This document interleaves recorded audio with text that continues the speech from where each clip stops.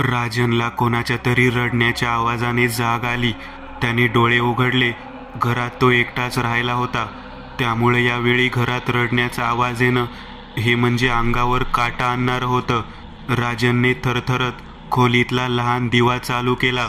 रडण्याचा आवाज एका वृद्ध पुरुषाचा असावा.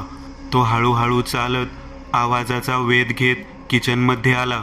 त्याने किचनमधला दिवा चालू केला. ओट्याच्या मागून तो रडण्याचा आवाज येत होता. थरथरत राजन पुढे चालू लागला. त्याच्या हृदयाची गती वाढली होती. ओट्याच्या मागे असलेल्या कोपऱ्यात त्याची नजर पडली आणि त्याच्या काळजात धस झालं. एक रंग उडालेला, अतिशय जुनाट, अंग चोरून बसलेल्या म्हाताऱ्याचा पुतळा कोपऱ्यात ठेवलेला त्याला दिसला. पुतळ्याकडे बघून वाटत होतं की तो एखाद्या धोतर नेसलेल्या जक्कड म्हाताऱ्या माणसाचा पुतळा असावा. खांद्यावर कसलं तरी वस्त्र लपेटलेला पुतळा. रडण्याचा आवाज पुतळ्यामधूनच येत होता, पण त्या पुतळ्याच्या डोळ्यातून अश्रूही वाहत होते. राजनचं डोकं सुन्न झालं. तो पुतळा त्याच्यासाठी अनोळखी नव्हता, कारण हा पुतळा त्याने आधीही बघितला होता. पण हा पुतळा माझ्या घरात कसा आला, कोणी आणून ठेवला आणि यातून रडण्याचा आवाज का येतोय? सगळंच बुद्धीच्या पलीकडचं होतं. हळूहळू पुतळ्यातून येणारा रडण्याचा आवाज विभत्स होत जाऊ लागला. आवाज जसजसा वाढू लागला तसा राजन थरथरत मागे सरकू लागला. अचानक पुतळा उठून उभा राहिला आणि त्याने राजनवर झडप घातली. राजन बेडवरून खाली पडला आणि त्याची झोप मोड झाली होती. त्याने घड्याळात बघितलं. सकाळचे 8:30 वाजले होते. तो उठून आवरू लागला. आज सलग दुसऱ्यांदा हे विचित्र स्वप्न त्याला पडलं होतं. फक्त परवा रात्रीच्या स्वप्नात किचनऐवजी ड्रॉइंग रूम ही जागा दिसली होती. आंघोळ करून तो किचनमध्ये आला. त्याची बायको सीमा माहेरी गेली होती, कारण तिचे वडील म्हणजे राजनचे सासरे खूप आजारी होते. राजन किचनमध्ये सावधपणे शिरला, कारण स्वप्नातली भीती अजून कमी झालेली नव्हती. मनात एक अनाहूत भीती दाटलेली होती. परवापासूनच मनावर एक उदासीनतेचे ढग मनात दाटले होते. किचनमध्ये येऊन त्याने ऑमलेट आणि ब्रेड तयार करून घेतला आणि तो बाहेरच्या डायनिंग टेबलवर येऊन बसला. वर्तमानपत्र उघडून त्याने हेडलाईन बघितल्या.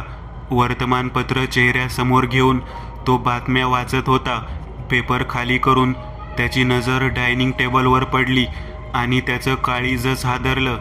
श्वास क्षणभर अडकला, कारण डायनिंग टेबलवर त्याच्या अगदी समोर तोच पुतळा बसलेला होता. पुतळ्याच्या डोळ्याच्या खाचेतून अश्रू ओघळत होते. राजन विजेचा झटका बसावा तसा खुर्चीतून मागे सरकला. पुतळ्यातून विव्हळण्याचा आवाज येऊ लागला. राजनच्या काळजाचा थरकाप उडाला. हळूहळू पुतळा डायनिंग टेबलवर उभा राहिला. राजन खोलीतून बाहेर पळण्यासाठी दरवाजाकडे पळू लागला, पण पुतळ्याने किंचाळत त्याच्यावर मागून झडप घातली. हॉर्नच्या कर्कश आवाजाने राजन दचकून भानावर आला. राजन, काय झालं रे? गाडी चालवणाऱ्या सुरेशने त्याला विचारलं. नको विचारूस, लोकांना भयानक स्वप्न पडतात. मला स्वप्नाच्या आत स्वप्न पडलं, तेही भयंकर. राजन घाम पुसत म्हणाला. असं काय बघितलंस? सुरेशने विचारलं. जाऊ दे रे, आता नाही सांगत. बरं, आपल्याला अजून किती वेळ आहे तिथं पोहोचायला? अजून अर्धा तास लागेल. पण राजन, मला वाटतं तू परत एकदा विचार कर. त्या आदिवासी पाड्यातील आपण निवडलेली जमीन सोडूनही आपल्याला चांगले स्पॉट मिळतील रिसॉर्टसाठी. तिथली लोक मला म्हणत होती की ती जागा नका घेऊ, ती जागा बरोबर नाही. सुरेश म्हणाला. कमावून सुरेश, कुठल्या विश्वात आहेस तू? त्या अडाणी लोकांच्या अशा अंधश्रद्धाळू मानसिकतेमुळेच ते अजूनही आदिवासीच म्हणवले जातात. आपण बिझनेसमन आहोत आणि ती जागा निवडण्यामागचं मुख्य कारण एकच आहे की ती जागा तलावाच्या जवळ आहे. दुसरे सगळे स्पॉट तलावापासून लांब आहेत. आणि दुसरं म्हणजे त्या जागेवर हक्क सांगणारा नारबा गेल्याच आठवड्यात वारलाय. त्याच्या मुलाने अगदी चांगल्या भावात आपल्याला ती जमीन दिलीये. त्या बदल्यात मी त्याला अंबरनाथला एक फ्लॅट देतोय आणि वर 5 लाख कॅश. फायदा सुरू झालाय प्रोजेक्ट सुरू व्हायच्या आधी, आणि तू म्हणतोयस ती जागा अपशकुनी आहे. राजन बोलत राहिला. त्यांची कार त्या आदिवासी पाड्याच्या घनदाट जंगलातून आता त्या प्लॉट जवळ आली. प्लॉटवर JCBने प्लांटिंग सुरू झालेलं बघून सुरेशला धक्का बसला. राजन, अरे सगळं कधी केलंस तू? आणि तो पुतळा, त्याचं काय केलंस? सुरेश विचारू लागला. अरे 3 दिवसापूर्वी केलंय. तो पुतळा अगदी मध्यभागी होता. तसाही जुनाट असाच होता तो. अडचण होत होती म्हणून मग हटवला. राजन गाडीतून उतरत म्हणाला, तुला माहिती नाही राजन, गावातली जुनी लोक म्हणतात तो पुतळा त्या नारबाच्या कुलपुरुषाचा होता. त्याची जागा हटवू नका, नाहीतर त्याचा कोप होईल. मला निदान एकदा विचारायचं तरी होतंस. सुरेश चिंतित स्वरात म्हणाला, काय तू पण? अरे सगळे अंधश्रद्धा आहेत या. आणि तुला विचारलं असतं तर तू तयार झाला असतास का? नसता झालास तयार. आणि हे बघ, असे डिसिजन घेता यायला हवेत, तरच प्रगती होते. राजन असं म्हणत साईडच्या बाजूलाच बांधलेल्या शेडकडे चालू लागला. ते त्याचं तात्पुरतं साईट ऑफिस होतं. माने, प्लॉटिंगला किती दिवस लागतील? राजनने आत शिरत विचारलं. साहेब, अजून 8 दिवस लागतील. माने जरा चिंतित दिसत होता. काय? अहो पण हे 4 दिवसाचं काम आहे, याला इतका वेळ? राजन म्हणाला. हो साहेब, जरा प्रॉब्लेम झालाय. आपले 4 मजूर परवापासून गायब आहेत. सगळीकडे शोधलं त्यांना, पण कुठेच सापडले नाहीत. अगदी हातभट्टीत सगळीकडे शोधले, पण कुठेच नाहीत. लेबर कॉन्ट्रॅक्टरला पण विचारलं, ते चौघे मुंबईला त्यांच्या घरी पण गेलेले नाहीत. त्यामुळे मी 4 दिवस जास्तीचे सांगितले. माने म्हणाला. काय सांगताय काय? तुम्ही जवळच्या पोलीस स्टेशनला कळवलं का? सुरेशने चिंतेत विचारलं. हो सर, मी तक्रार दाखल केली आहे, पण अजून काही कळलं नाही. माने म्हणाले. बरं, एक काम करा, इथल्या सरपंचाला भेटून बघा. 4-5 कामगार मिळाले तर काम थांबणार नाही. राजन म्हणाला. हे बोलता बोलता त्याची नजर शेडच्या कोपऱ्यात ठेवलेल्या पुतळ्याकडे गेली आणि त्याच्या काळजात धस झालं. भय लपवत तो रागात म्हणाला, हा पुतळा इथं का ठेवलाय? साहेब, अहो मग कुठं ठेवणार? एकतर खूप मुश्किलीने तो हटवला आम्ही. त्यात मजूर गायब झाल्यामुळे हा पुतळा जंगलाच्या आत नेऊन कुठंतरी ठेवायची योजना अडून राहिली आहे. माने म्हणाला. बरं, मी सांगितलं तसं करा. सरपंच साहेब आपले ओळखीचे आहेत, त्यांना मी फोन करून सांगून ठेवतो. ते देतील 4-5 लोक. पहिला हा पुतळा हटवा इथून, आजच्या आज. राजन म्हणाला. राजनने लगेच सरपंचाला फोन केला आणि काही वेळातच 5-6 माणसं त्यांनी पाठवली. त्या 5-6 लोकांना मिळून सुद्धा तो पुतळा तिथून हटवणं अवघड जात होतं. तसा 5-5.5 फूट उंचीचा तो पुतळा होता, पण इतका जड आणि वजनदार कसा असू शकतो हे पाहून राजन आणि सुरेश विचारात पडले. चल सुरेश, जरा तलावाकडे जाऊन येऊ, असं म्हणत राजन सुरेशला घेऊन तलावाकडे निघाला. माने पण त्यांच्या बरोबर आला. त्या प्लॉटपासून तलाव समोरच होतं. इकडं मजूर तो पुतळा कसाबसा उचलून जंगलाकडे घेऊन गेले होते. 10 मिनिटातच राजन, सुरेश आणि माने तलावाजवळ आले. मनमोहक असा तो तलाव बघून जरा कुठं बरं वाटू लागलं. वाव, अमेझिंग, असं म्हणत राजनने त्याच्या खिशातून मोबाईल काढला आणि तलावाचे फोटो तो काढू लागला. तलावाच्या किनाऱ्याचे फोटो काढता काढता त्याची नजर किनाऱ्याच्या डाव्या बाजूला गेली. किनाऱ्याच्या डाव्या बाजूला दूरवर काहीतरी दिसत होतं. मोबाईल कॅमेऱ्यातून झूम करून राजनने बघितलं आणि त्याचं डोकंच सुन्न झालं. सुरेश, हे बघ काय, असं म्हणत मोबाईलचा स्क्रीन त्याने सुरेशला दाखवला आणि सुरेश थरथरला. मानेनेही स्क्रीनवर पाहिलं आणि ते तिघेही किनाऱ्याच्या त्या जागेकडे निघाले. जवळ येऊन त्यांनी जे पाहिलं ते पाहून तिघांच्या घशाला कोरड पडली. साहेब, हे 4 पुतळे तर हुबेहूब आपल्या त्या गायब झालेल्या मजुरांसारखे वाटत आहेत, पण हे कसं शक्य आहे? माने थरथरत राजनला म्हणाला. काय? राजनला कानावर विश्वास बसत नव्हता. माने, काय बोलताय आहो? हे पुतळे आहेत, ती जिवंत माणसं होती. सुरेश बिथरला होता.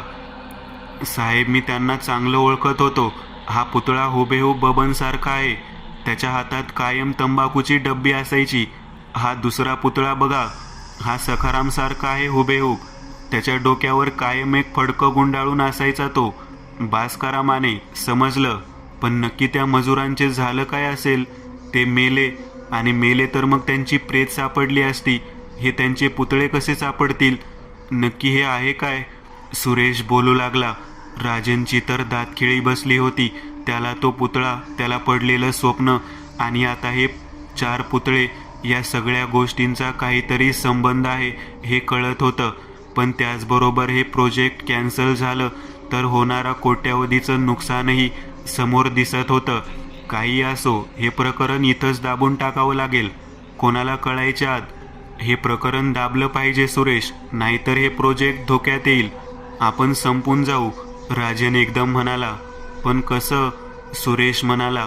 साहेब, आता हे पुतळे तलावात लोटून देऊ, कोणाला कळायच्या आत. मानेने तयारी दाखवली. हो, हेच करू, नंतरचं नंतर बघू, राजन म्हणाला. घाईघाईमध्ये तिघांनी एक एक करत 2 पुतळे तलावाच्या डोहात लोटून दिले होते. आता 3रा पुतळाही पाण्यात लोटून दिला. 4था पुतळा उचलून तिघेही पाण्यात लोटणारच होते. पण सुरेशने पुतळ्याच्या धरलेल्या हाताची पकड पाण्यात लोटायच्या आत ढिल्ली पडली. किनाऱ्यावर असलेल्या एका दगडावर पुतळ्याचा हात आदळला आणि पुतळ्याचा तो हात निखळून पडला आणि एक वेदनादायी किंकाळी त्या पुतळ्यातून ऐकू आली. एखाद्या माणसाला इजा झाल्यावर येते, अगदी तशीच किंकाळी. ती किंकाळी ऐकून सुरेशची पाचावर धारण बसली. अजूनही त्या विवळण्याचा आवाज त्यातून ऐकू येतच होता. राजन आणि मानेही मागे सरकून बधीर झाल्यासारखे त्या विवळणाऱ्या पुतळ्याकडे बघत उभे राहिले होते. शेवटी कसंबस परत हिंमत एकवटून त्यांनी तो पुतळा आणि तो तुटून पडलेला हात तलावाच्या गहिऱ्या पाण्यात फेकला आणि तिथून घाईघाईने परत शेडजवळ आले. काहीच सुचत नव्हतं. डोकं सुन्न झालं होतं. अजूनही ती किंकाळी कानात घुमत होती. साहेब, काय होतं ते? खरं होतं का भास झाला आपल्याला? मानेने थरथरत विचारलं. माने, काही विचारू नका आता, काही उत्तर देऊ शकत नाही मी, राजन म्हणाला. तुला सांगितलं होतं मी, तो नारबाच्या कुलपुरुषाचा पुतळा नको हटवूस, पण तू ऐकलं नाहीस, त्यामुळंच होतंय सगळं, सुरेश रडकुंडीला येत म्हणाला. राजनकडं उत्तर नव्हतं. माने, हे 20,000 ठेवा, पण काम थांबवू देऊ नका, असं म्हणत राजन गाडीच्या दिशेने चालू लागला. सुरेश पण गाडीत येऊन बसला. ते दोघेही तिथून निघाले. राजन, अरे बोल काहीतरी, असा गप्प राहू नको, मला टेन्शन येते, सुरेश गाडी स्टार्ट करत म्हणाला. तुला मी मगाशी म्हणालो ना की मला खूप भयंकर स्वप्न पडलं होतं. त्यात मला तोच पुतळा दिसला होता. जेव्हापासून तो पुतळा त्या जागेतून हटवला आहे तेव्हापासून माझ्या स्वप्नात तो पुतळा येतोय. किचनच्या कोपऱ्यात डायनिंग टेबलवर मला तो दिसतो आणि एक विवळण्याचा आवाज त्यातून येत असतो. डोळ्याच्या खाचा ओल्या असतात आणि जसं स्वप्न संपायला येतं तसा तो माझ्यावर झडप घालतो. नक्कीच त्या पुतळ्यात काहीतरी आहे हे आता मला पण पटू लागलंय, राजन म्हणाला. मग आता करायचं काय? हे काम थांबवून तो पुतळा परत इथं स्थापित करू, जिथं होता त्या जागी, आणि सगळं नीट होईल, सुरेश म्हणाला. बहुतेक तेच करावं लागेल. मी उद्या माणिकभाईशी बोलतो. जमलं तर प्रोजेक्टचा स्पॉटच बदलून टाकू आणि जो लॉस होईल तो माझ्या शेअरमधून वळवून घ्या म्हणीन आणि तो पुतळा परत मजुरांना सांगून आणून बसू, राजन म्हणाला. हो रे, असंच करू. पाहिजे तर लॉस आपण दोघं शेअर करू. 25-30 लाख कमी सुटले तरी चालेल, पण नसती पिढा नको मागे, सुरेश म्हणाला. राजन घरी पोहोचला. सीमा माहेरी होती, त्यामुळं बाहेरूनच जेवण करून तो घरी पोहोचला. घडलेल्या प्रकारावर जास्त विचार न करता तो झोपी गेला. साहेब उठा साहेब, बघा काय झालं साहेब. रात्री 2:30 वाजता त्याच्या कानावर आवाज पडू लागला. तो खडबडून जागा झाला. आवाज मानेचा होता. राजनने लाईट लावली. माने यावेळी माझ्या घरात कसा येईल हा प्रश्न त्याला पडला. साहेब, बाहेर या साहेब, आवाज बाहेरच्या खोलीतून येत होता. राजन दार उघडून बाहेरच्या खोलीत आला. अंधारात त्याला खोलीच्या कोपऱ्यात कोणीतरी उभा असल्याचं दिसलं. त्याने खोलीतला दिवा लावला. समोर त्याने जे पाहिलं ते पाहून त्याचा मेंदू सुन्न झाला. कोपऱ्यात माने उभा होता. त्याचं डोक्यापासून पायापर्यंतचं अर्ध शरीर पुतळ्यासारखं झालं होतं, तर त्याचं अर्ध शरीरच माणसासारखं राहिलं होतं. एक डोळा, एक कान, अर्ध तोंड, एक हात, एक पाय. पुतळ्यासारखं निर्जीव झालेलं तो विवळत होता. साहेब बघा काय झालं माझं हे. त्याची किंकाळी ऐकून राजनने कानावर हात ठेवला आणि तो झोपेतून खडबडून जागा झाला. घड्याळात 2:30 वाजलेले त्याने पाहिले आणि तितक्यात त्याचा फोन वाजला. फोन मानेचा होता. हॅलो माने, तुम्ही सुखरूप आहात ना? राजनने पहिलाच प्रश्न विचारला. साहेब काही कळत नाहीये, काय होतंय मला, अर्ध शरीर सुन्न पडले, विचित्र आवाजात माने म्हणाला आणि राजनच्या अंगावर काटाच आला. मानेचं ते वाक्य ऐकून राजनचं मन हादरलं. साहेब काय करू मी? हळूहळू मानेचा आवाज विचित्रपणे खपाटीला जाऊ लागला होता आणि त्याचा आवाज बंद झाला. माने, माने आहात का तुम्ही? राजन विचारू लागला. फोन कट झाला होता. राजनने टेन्शनमध्ये येत सिगारेट पेटवली आणि त्याचे मोठे मोठे दम ओढू लागला. नक्की हे काय चाललंय? तो एक पुतळा हटवल्यामुळे इतक्या भयानक घटना घडू शकतात, पण हे कसं शक्य आहे? बेडवर आडवा होऊन तो विचारात हरवला आणि त्यातच त्याला झोप लागली. जवळजवळ 1 तासाभराने त्याला तहान लागल्याची जाणीव झाली आणि तो उठला. तो किचनकडे चालत आला. त्याने किचनचा लाईट लावला. किचन ओट्याकडे त्याची नजर पडली आणि त्याच्या मेंदूला झिंझिण्या आल्या. एक खांद्यापासून निखळलेला एका पुतळ्याचा हात किचन ओट्यावर पडलेला होता. त्याच्या निखळलेल्या भागावर रक्त लागलेलं होतं. राजनला डोळ्यावर विश्वास बसला नाही. कसाबसा धीर एकवटून तो किचन ओट्याजवळ आला. त्याने तो पुतळ्याचा हात उचलला. जसा त्याने तो हात उचलला तसा त्या हातातून विवळण्याचा आवाज आला. राजनने तो हात तसाच टाकून तो बाहेर पळाला. त्याचं हृदय धडधडत होतं. त्याच्या श्वासाची गती वाढली होती. इतक्यात किचनमध्ये काही धाडकन पडल्याचा आवाज आला. राजनची पाचावर धारण बसली. आत नक्की काय झालं?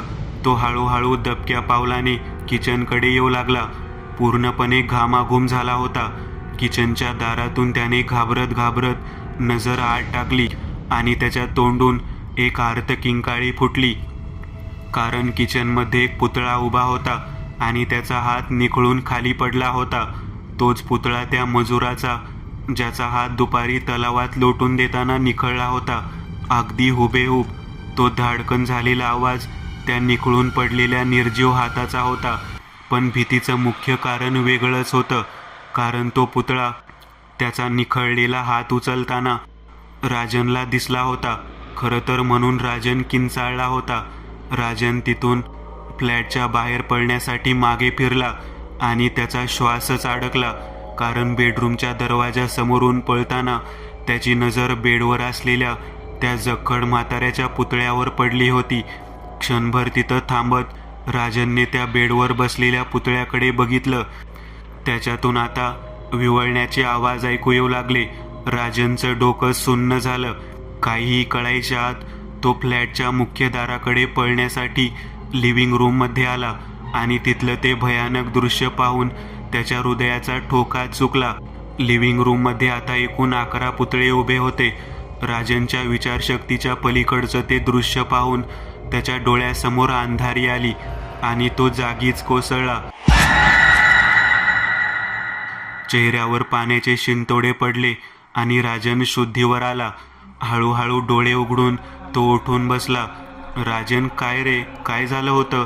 असा इथे खोलीच्या मध्यभागी का पडला होतास? मी किती वेळ झाला बेल वाजवत होते. बरं झालं माझ्याकडे लॅचची चावी होती म्हणून, नाहीतर दार तोडूनच आत यावं लागलं असतं. सीमा म्हणाली. तू कधी आलीस?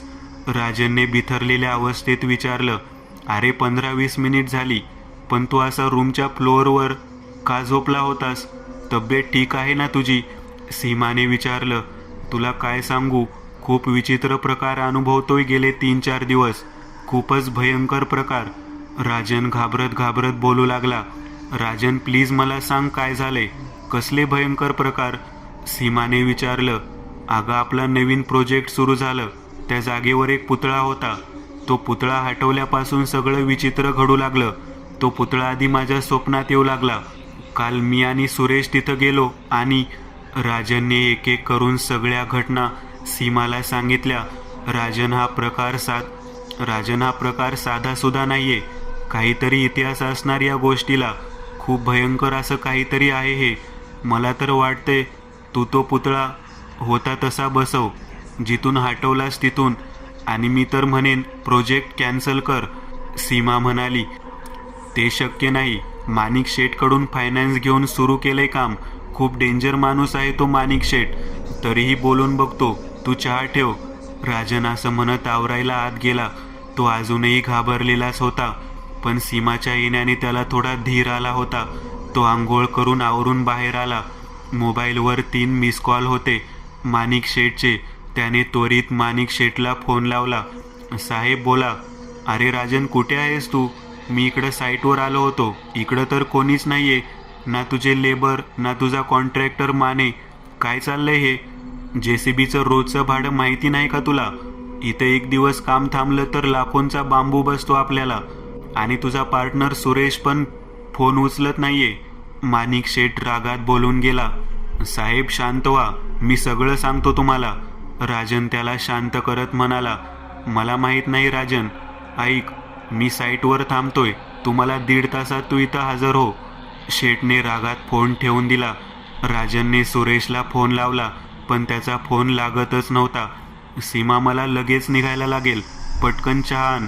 राजनने आवाज दिला. आणते आणते. सीमाने आतून आवाज दिला आणि तितक्यात त्याचा फोन वाजला.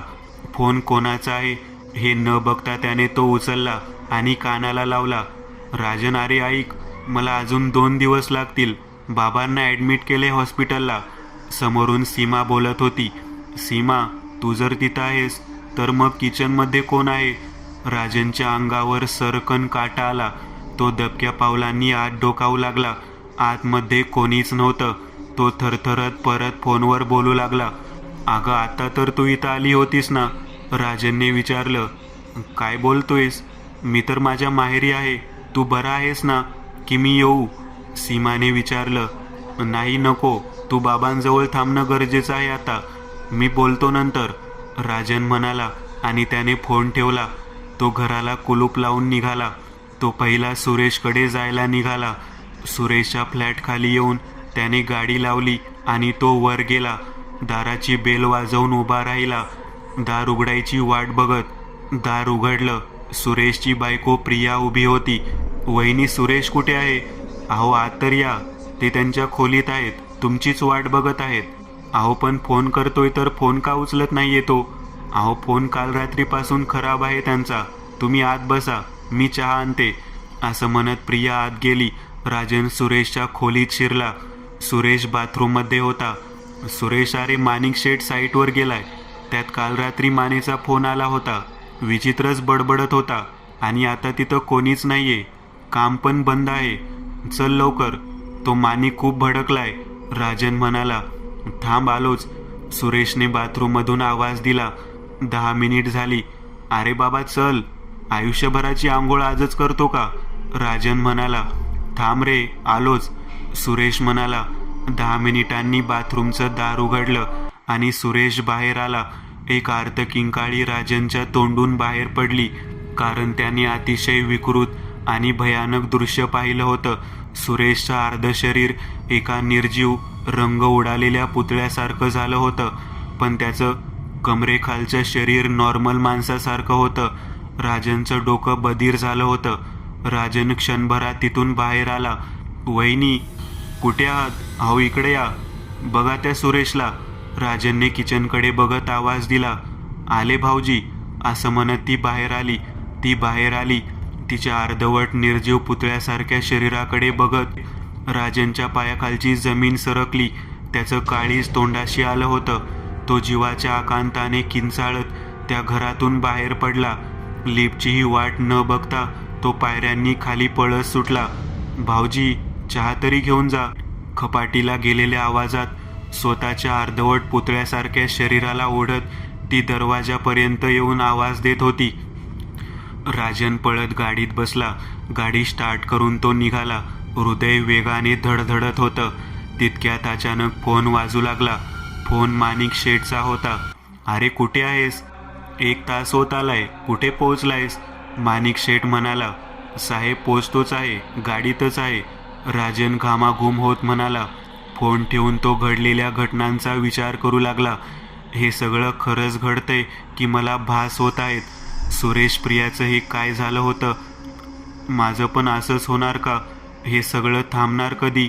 हे सगळं होत असताना आपण चुकीच्या रस्त्याला वळलोय हे त्याच्या लक्षात आलं. दोन्ही बाजूला गर्द झाडी आणि मागे पुढे निर्मनुष्य रस्ता. तो गाडीतून खाली उतरला. मागून पुढून कोणी येतंय का, ज्याला रस्ता विचारता येईल या आशेने तो रस्त्याच्या मधोमध उभा राहून मागे पुढे रस्त्यावर नजर टाकत होता. पण कोणीच नव्हतं. काय साहेब, रस्ता चुकले का काय? कानाच्या मागून एक आवाज राजनच्या कानावर पडला. त्याने आवाजाच्या दिशेने पाहिलं. झाडीतून एक वृद्ध म्हातारा बाहेर येताना दिसला. हो काका, मला तलावाच्या बाजूला असलेल्या शिरवळीकडे जायचंय. राजन म्हणाला. अहो तुम्ही खूप पुढे आले साहेब, पण एक शॉर्टकट आहे.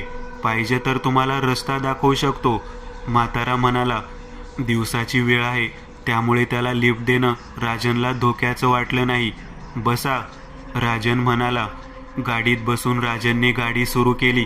इथून सरळ जाऊ द्या आणि लगेच पहिलं डावं वळण येईल, तिथून कच्च्या रस्त्याने जाऊ द्या, म्हातारा म्हणाला. आता हळूहळू त्यांच्यात बोलणं सुरू झालं. तुम्ही काय करता साहेब, आणि शिरवलीला का निघालात? मी बिल्डर आहे, एक हॉटेल बांधणार आहे तिथं. साईटवर चाललोय. मी पण शिरवळीचाच आहे. तिथं तो तलावाच्या बाजूला काम चाललंय ते तुमचंच आहे का? हो बरोबर. म्हातारा गप्प झाला. त्या जागेबद्दल लोक म्हणतात की ती जागा बरोबर नाही, खरं आहे का ते? राजनने माहिती काढायच्या उद्देशाने विचारलं. आता काय सांगू साहेब, तुम्ही शिकलेली लोक, तुम्हाला या गोष्टीवर विश्वास बसणार नाही, पण ते खरं आहे. ती जागा बेकार आहे, शापितच म्हणा ना. काय झालं होतं का तिथं आधी? राजनने विचारलं. खूप भयंकर इतिहास आहे त्या जागेचा, पण आता काय उपयोग? तुम्ही तर पैसा गुंतवलाय. काय आहे सांगा ना. तुम्हाला काय सांगू, खूप मोठ्या संकटात अडकलोय. खास करून तो त्या जागेवरचा पुतळा हटवल्यापासून तर भयानक घटना अनुभवतोय. बापरे, तो पुतळा हटवला? मी गेल्या आठवड्यात गेलो होतो तेव्हा तर होता.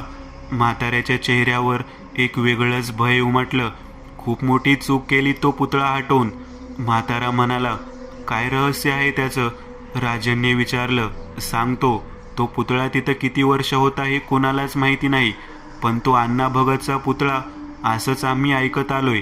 कोणी म्हणतं 100 तर कोणी म्हणतं 200 वर्ष झाली तो पुतळा तिथं आहे. या इतक्या वर्षात या भागात कित्येक मोठी वादळ, कित्येक मोठे पूर येऊन गेले.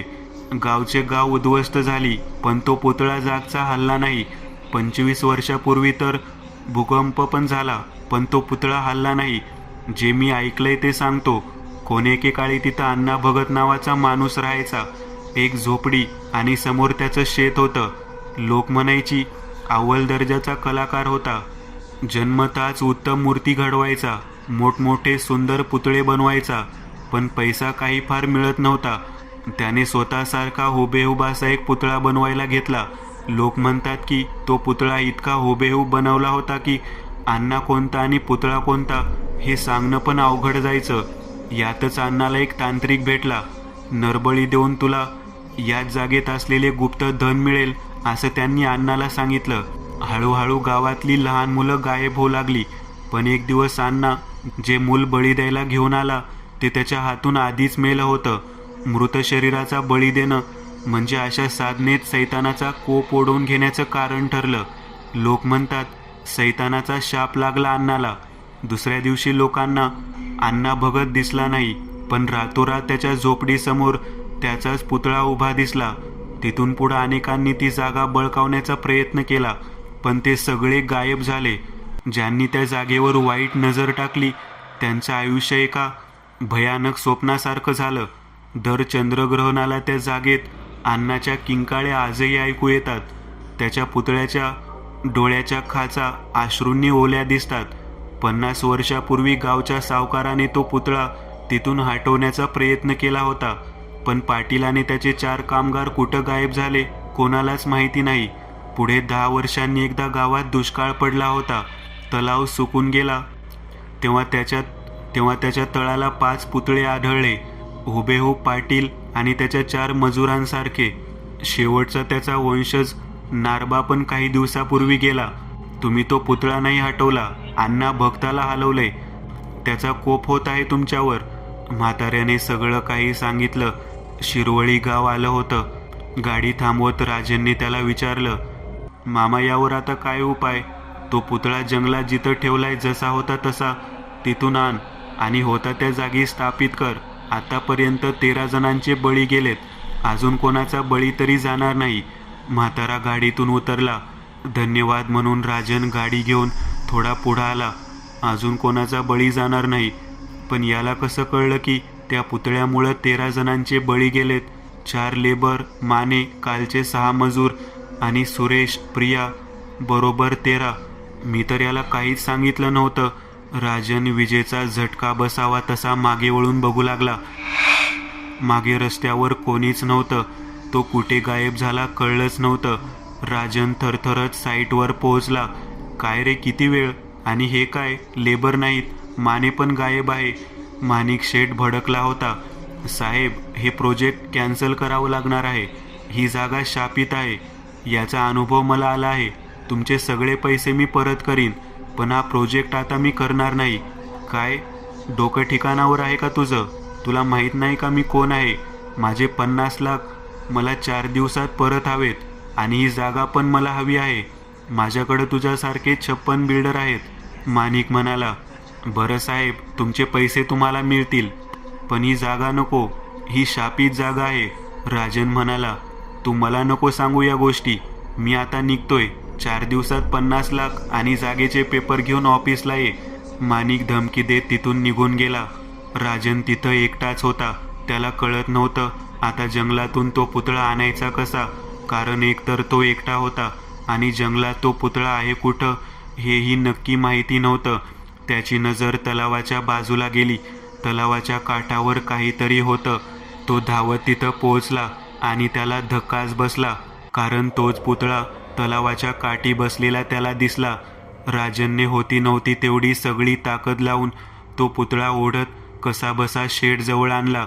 2 तास मेहनत करून त्याने तिथंच असलेल्या मटेरियलचं फाउंडेशन बनवून तो पुतळा तिथं बसवला. संध्याकाळ होत आली होती. तो तिथून घरी निघाला. घरी पोचून त्याने बेडवर अंग टाकलं. आता सुरेश, माने, प्रिया आणि बाकीच्या लोकांचं पुढे काय या विचाराने तो टेन्शनमध्ये होता. सकाळी उठून त्याने पैशाची जमवाजमव सुरू केली आणि संध्याकाळी तो माणिकच्या ऑफिसवर पोहोचला. ऑफिसचा सगळा स्टाफ गेला होता. माणिक आतमध्ये एकटाच बसला असावा हा अंदाज राजनला माणिकची पार्किंगमध्ये उभी असलेली गाडी बघून आला. केबिनचं दार उघडून राजन आत शिरला. माणिकचा फोन वारंवार वाजत होता, पण माणिक केबिनमध्ये कुठेच नव्हता. माणिक शेठ कुठे आहात? राजनने आवाज दिला, पण 2-3दा आवाज देऊनही काही प्रतिसाद मिळाला नाही. शेवटी वारंवार वाजणारा फोन राजनने उचलला. माणिक शेठ, मी चंदन बोलतोय. तुमच्या हस्ते तो पुतळा हटवून आपली काही माणसं तो परत जंगलाकडे घेऊन गेली होती. ती अजून आलेली नाहीत आणि मला पण कसं तरी वाटतंय जणू काही माझं अर्ध शरीर सुन्न पडत चाललंय. माणिक शेठ, असं म्हणत फोन कट झाला. राजनला अंदाज आला काहीतरी भयंकर घडले, कारण यांनी तो पुतळा परत हटवला. राजन खुर्चीवर बसला. काय करावं कळत नव्हतं. इतक्यात तो बसलेल्या खुर्ची शेजारच्या टेबलाखाली त्याच्या पायाला काहीतरी जाणवलं. त्याने खुर्ची मागे सरकवत टेबलाखाली वाकून बघितलं आणि विजेचा झटका बसावा तसा तो मागे सरकला, कारण माणिक शेठचा अंग चोरून बसलेला पुतळा टेबलाखाली होता. राजन तिथून जीवाच्या आकांताने पळत सुटला. तो घरी आला. माणिक पण गेला होता. आजची रात्र दारू पिऊन तो तराट झाला, कारण या भयंकर घटना माणिकचा जीव घेऊन आता थांबणार होत्या आणि यावेळी पुतळा माणिकने हटवला होता. त्यामुळे आता राजन सुरक्षित होता. दारू पिऊन तो आडवा झाला आणि त्याला झोप लागली. सकाळी फोनच्या रिंगटोनने त्याला जाग आली. फोन सीमाचा होता. हॅलो, बोल ग, कधी येत आहेस? अरे पोचते 2 तासात, गाडीतच आहे. आणि तुझ्या आवाजाला काय झालं? विचित्र वाटतोय, सीमा म्हणाली. वेगळा म्हणजे खपाटीला गेल्यासारखा, सीमा म्हणाली. एक अर्थ किंकाळी सीमाला फोनवर ऐकू आली. ती किंकाळी राजनची होती. आरशात बघत राजन किंचाळला होता, कारण त्याच्या शरीराची अर्धी बाजू निर्जीव पुतळ्यात रूपांतरित झाली होती आणि आरशात त्याला त्या म्हाताऱ्याच्या पुतळ्याचं प्रतिबिंब दिसत होतं. तो म्हणत होता, तुला एकदा माफ केलं होतं, पण तूच सुरुवात केलीस या सगळ्याची. तू तिथं आलास आणि माझी फरफट सुरू झाली नसती आणि आज मला वारंवार माझ्या जागेवरून हटवलं गेलं नसतं. तो पुतळा विवळत म्हणत होता. राजनची किंकाळी हळूहळू मंद होत गेली.